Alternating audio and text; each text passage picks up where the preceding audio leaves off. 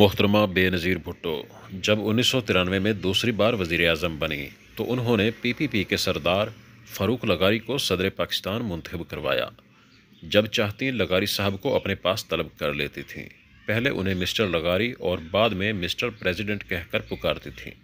عینی شاہدین کے مطابق جب آخری دور میں دونوں میں اختلافات عروج پر پہنچ گئے تو بے نظیر خود چل کر ایوان صدر گئیں اور لغاری صاحب سے ملاقات میں انہیں بھائی لغاری کہہ کر مخاطب کیا۔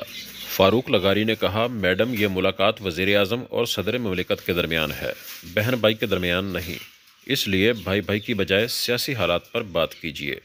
تاکید کے باوجود بھی جب بے نظیر بھٹو بھائی لغاری کہنے سے باز نہ آئیں تو فاروق لغاری اٹھ کھڑے ہوئے، اپنی اہلیہ کو بلا کر کہنے لگے، تمہاری ناند آئی ہے، ان سے گپ شپ لگاؤ، میں ضروری کام سے آفس جا رہا ہوں، اور گاڑی میں بیٹھ کر باہر چلے گئے۔ اس کے تھوڑے دن بعد ہی صدر لغاری نے بے نظیر کی حکومت توڑ کر نگران حکومت بنا ڈالی۔